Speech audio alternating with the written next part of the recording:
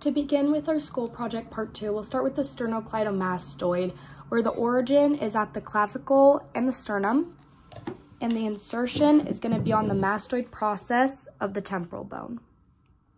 Next, we have the epicranius, occipital belly, and frontal belly. Frontal belly's origin is the epicranial aponeurosis, and its insertion is the skin of the eyebrow and root of the nose. And then the origin is going to be the occipital belly is going to be the occipital bone and mastoid process, and the insertion is going to be the epicranial aponeurosis. Those can be seen here and here, as well as here. And then for the frontal belly, it's going to be on the front, here, and then the insertion on the eyebrow. The orbicularis oculi inserts on the orbital rim, as well as the process of the frontal bone and frontal process of the maxilla, and it inserts at the lateral eye region. The corrugulator supercilii inserts at the eyebrow, and its origin is the frontal bone of the supraorbital region. Then we have the orbicularis oris. The origin is that it encircles the mouth, so it's going to go all the way around here. And then it inserts at the commissure and philtrum. The buccinator origin is the alveolar process of the maxilla and the mandible, as well as the pterygode mandibular raphe. Here.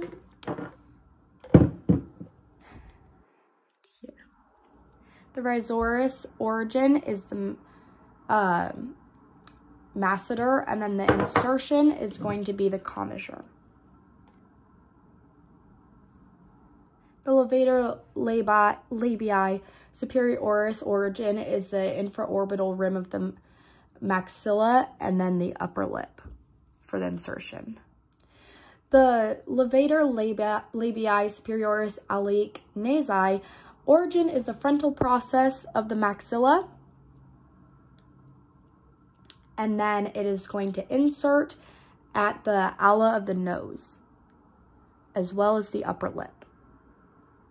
The zygomaticus major origin is the zygomatic bone, and then it inserts at the commissure.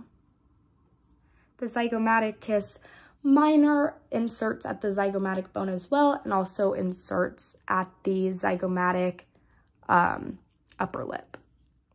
The levator anguli oris origin is the canine fossa, and it inserts at the commissure.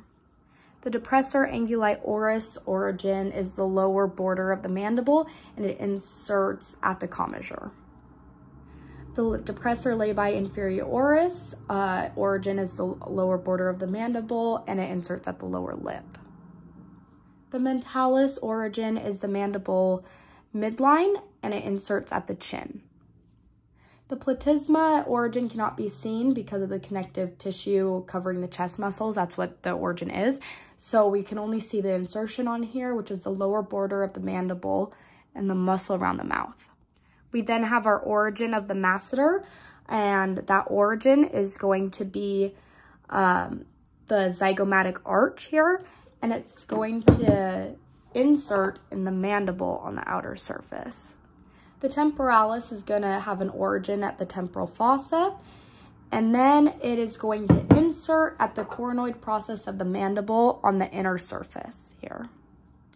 The medial pterygoid origin is going to be the lateral pterygoid plate, which is the medial surface of the pterygoid fossa. It's going to insert at the angle of the mandible, which is the inner surface we see here.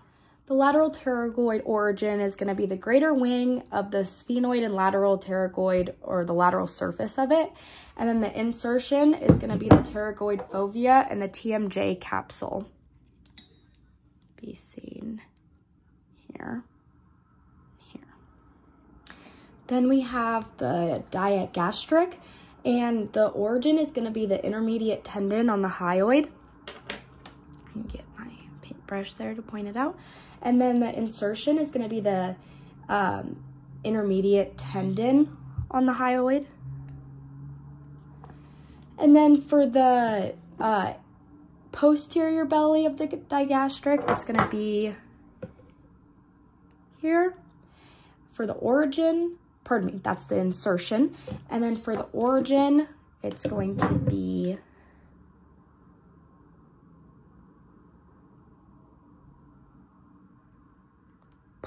here. The mylohyoid origin is the inner mandible, and its insertion is on the hyoid. The insertion of the stylohyoid is on the styloid process, and it's that was the origin, and then the insertion is the hyoid itself. The origin of the DNHY is here, and that is the genial tubercles, and its insertion is also on the hyoid. The sternohyoid origin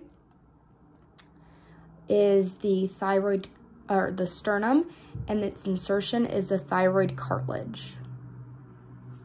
The sternohyoid's origin is the sternum, and its insertion is the hyoid. The inferior belly of the omohyoid's origin is going to be the scapula, and its insertion is going to be the superior belly, which is here. And then next we have this superior belly, and that origin is going to be the inferior belly of the omohyoid muscle. And that's going to be, pardon me, here. And its insertion is going to be up above here at the inferior belly of the, or excuse me, the superior belly. Then we have the thyrohyoid, and its origin is going to be the thyroid cartilage, which is here. And then its insertion is going to be the hyoid. We then have the insertion of the genial glossus, which is the genial tubercles. Then we have the insertion, which is the base of the tongue, which is going to be seen here. And the hyoid here.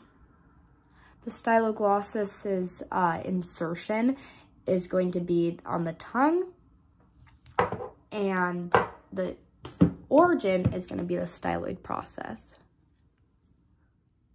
For the origin of the stylopharyngenius,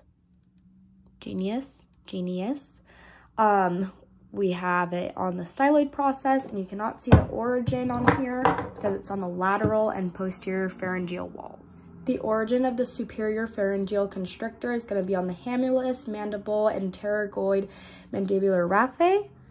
That's going to be seen here, as well as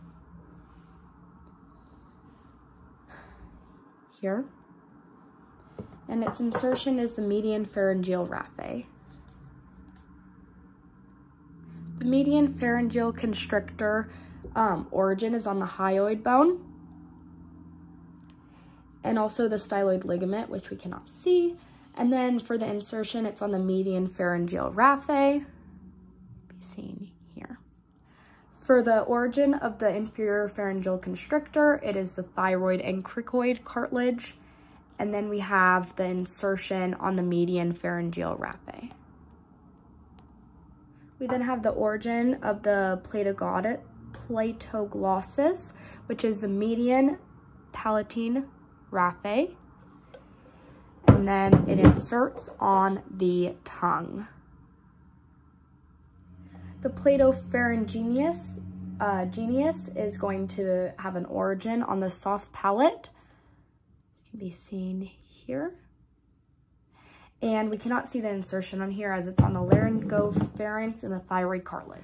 The levator veli palatini origin is going to be the temporal bone and the median palatine raphe, and the temporal bone's inferior surface, which is just here. The tensor veli palatini can be seen here, and its origin is the sphenoid bone, which is the auditory tube area, and and that's the inferior surface of it, so that's why it's down here. And then it is, this origin is in the same spot. The muscle of the uvula's origin is the posterior nasal spine, and its insertion is the uvula. For part 3, we have the pteromandibular raphe's origin, which is on the hamulus, and it runs from the hamulus to the mylohyoid line. This can be seen here. The median pharyngeal raphe runs from the pharyngeal tubercle to the posterior wall of the esophagus near the C6 vertebrae. The median palatine raphe runs from the uvula to the incisive papilla. And lastly, for part 2, we have our intermediate tendon labeled. To start off part 3 of our skull project, we have our TMJ capsule labeled with puffy paint. We have our TMJ ligament numbered here, as well as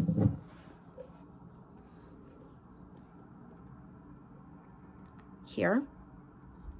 We then have our sphenoid mandibular ligament labeled here, as well as here. Excuse me, pointed to the wrong one. We have our stylomandibular ligament labeled here, as well as here.